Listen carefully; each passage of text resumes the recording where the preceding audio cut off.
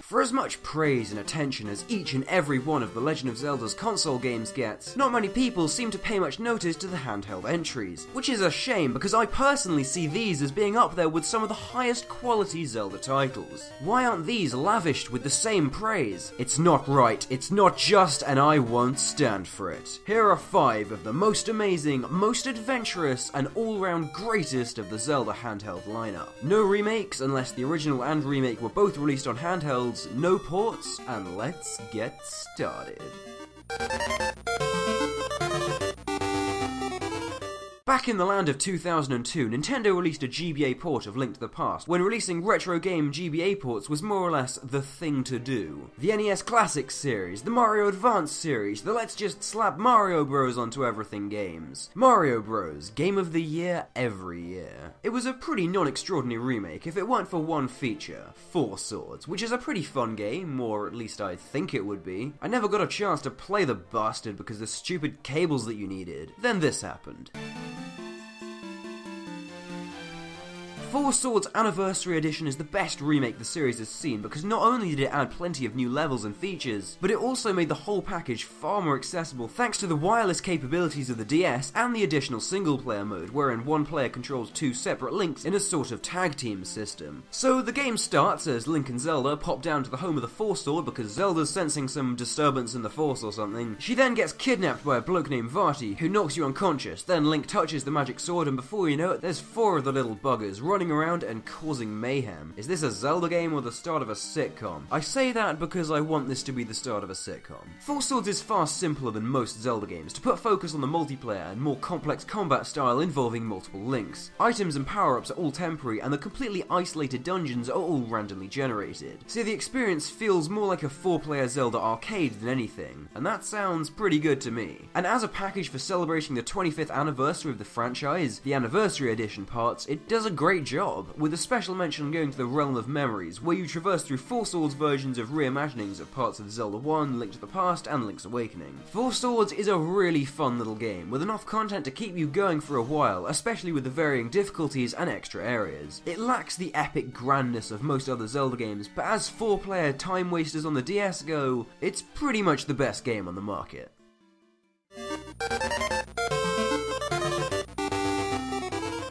The Legend of Zelda: A Link Between Worlds. Me and this game, we've had a pretty strange relationship since its release. I want to be able to love it. The controls are sublime and everything feels satisfying as all hell. The dungeon designs are excellent, the soundtrack and presentation are some of the best the series has seen, and the game rewards exploration in many very big ways, far ballsier than recent Zelda games that will be too afraid of sacrificing the formula. But this game is so unoriginal. And I don't mean unoriginal as it seems to take inspiration from too many sources. I mean unoriginal as it literally uses the same dungeon concepts, enemies, music, and actual overworld of Link to the Past. This is what truly baffles me about this game's reputation. Where has any game been able to get away with claiming itself as a new title when stealing so much content from a game released 20 years prior? You think the game is just being lazy? Quite the contrary actually. It's extremely polished and shows far beyond the typical levels of Nintendo's star quality finesse. A solid engine, time and effort clearly put into each aspect of its design, and everything feels right. Everything that is, except for the fact that throughout the adventure you are constantly reminded of each aspect you've experienced before in Link to the Past. And you know what the worst part is? The very most infuriating thing. When the game does change up from what I guess you could call the base material, it does so perfectly. The concept of Ravio's shop, Yuga and Hilda, the more different areas of Lorule, especially Lorule Castle, and the wall-absorbing mechanic are fantastic ideas, and I feel the game could have been so much more if it wasn't so nostalgia-pandery. Wind Waker reminded people of Ocarina of Time without sacrificing what made it great. Twilight Princess reminded people of Majora's Mask without sacrificing what made it great. But with this, it's just way too much. But it wouldn't be on the list if it wasn't for this. A Link Between Worlds is fun. It's really fun. Combat is satisfying as all hell, and I can't remember the last Zelda game where I could entertain myself for so long just exploring the overworld. Link Between Worlds is a fantastic game, but a terrible sequel, and while it could be better, it could certainly be a lot worse. For its magnificent quality and some genuinely genius new ideas executed to perfection, it's still one of the 3DS's finest games, but I'm not a huge fan. Remember when I said me and this game have a weird relationship? The Minish Cap is a game that many of you might have expected to be the number one, but I have my reasons. Ever wondered what life looks like from the perspective of Pikmin, except without the, frequent genocide? The Minish Cap, as the name would imply, features you being turned the size of a thumb by a Picori, one of a group of tiny people living in the Minish woods called Eslo, who was turned into a hat by another Picori called Vati, who turned Zelda into stone and replaces Ganon as the main villain. I mean, Zelda's development in the games tends to vary, but here, she's definitely the most solid character. The story is actually pretty engaging, and I like the development and history of Eslo and Vati's relationship. The Minish gimmick is also handled really well throughout. I love how it makes you view each environment through a new light and provides so much more detail than a little GBA could otherwise handle. Then there's the dungeons. Capcom got them so right. They're so right, they're righter than Apollo. No, wait a second. And they are a blast to play through. I love the concepts, the designs, and their perfect difficulty level, with my favourites being the Temple of Droplets, Palace of Winds, and Dark Hyrule Castle. The bosses are equally cool, including the Minish dungeons, despite their lame concepts. The boss of the first area is a goddamn choo-choo. Why even? Minish Cap is a fantastic title. After the slightly underwhelming Oracle games, Capcom made sure to pull out all the stops and made this one of the best top-down Zelda games ever, and the first time the series has managed to cram all of the epicness of a console Zelda game onto a smaller system. Ironic that they did this through smaller means. There isn't really much that I can say that hasn't already been said. It's a Zelda game with all the awesomeness intact and plenty more new concepts to sweeten the deal. The only problems I really have with it are that the Kinstones were dumb and the slightly lackluster overworld. Oh, and that fucking figurine side quest. That sucked so hard. It was just the worst. Like, the absolute worst.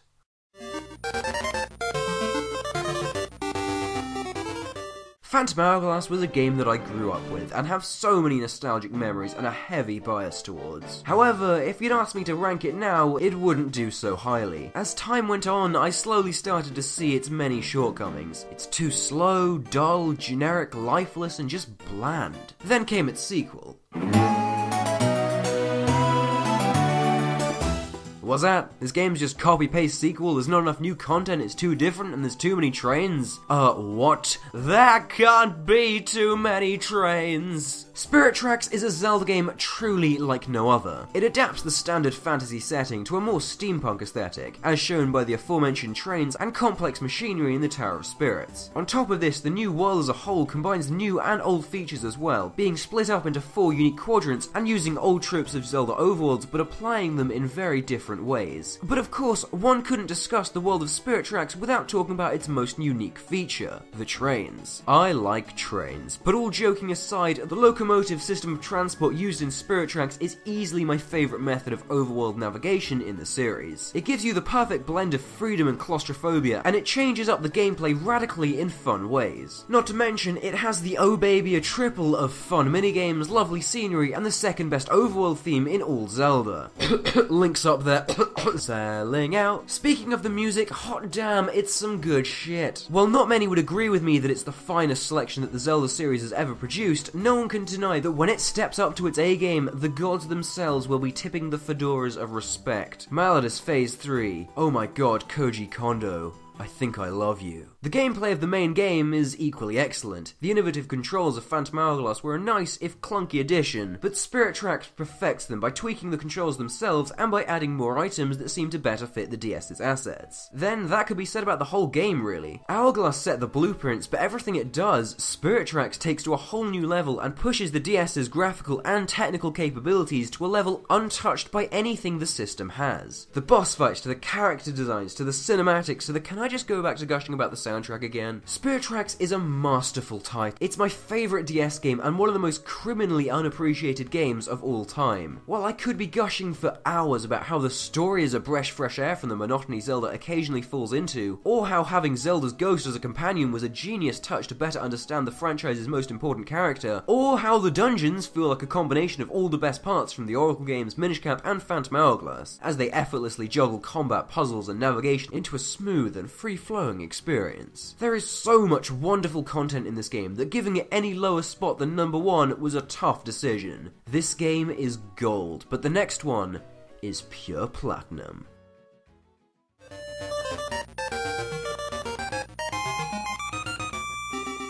The Legend of Zelda: Link's Awakening DX is a masterpiece.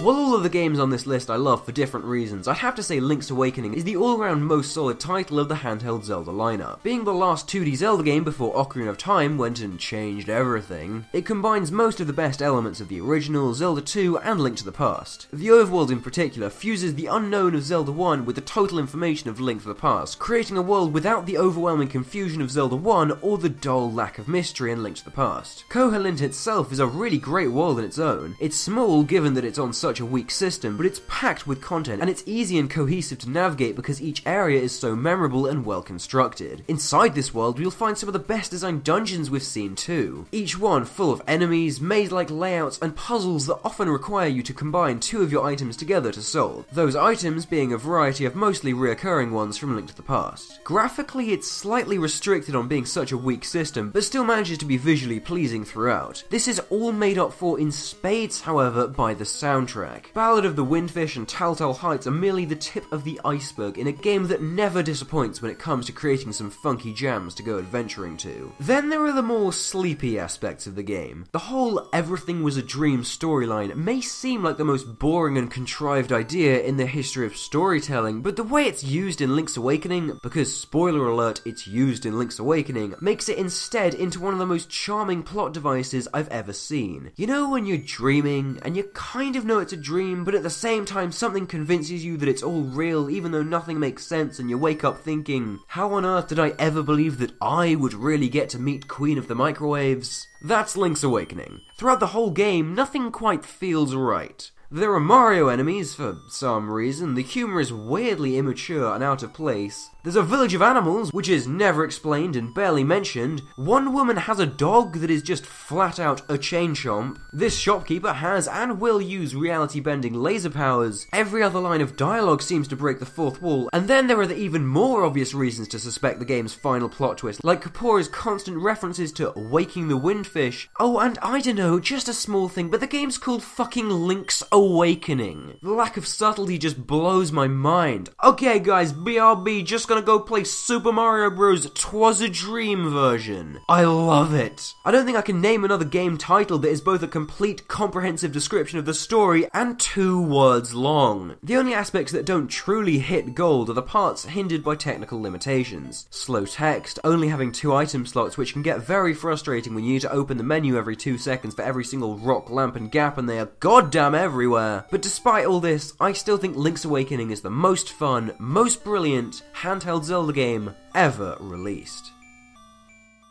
Thank you for watching this video. I hope you are having the cakes of enjoyment. You want more Zelda stuff? Links on the left. You want more Countdown stuff? Links on the right. Heh, if that doesn't warrant a subscription, I don't know what does. Hint, hint. But anyway, thanks for watching, and I hope to see you on a future video. Cheerio!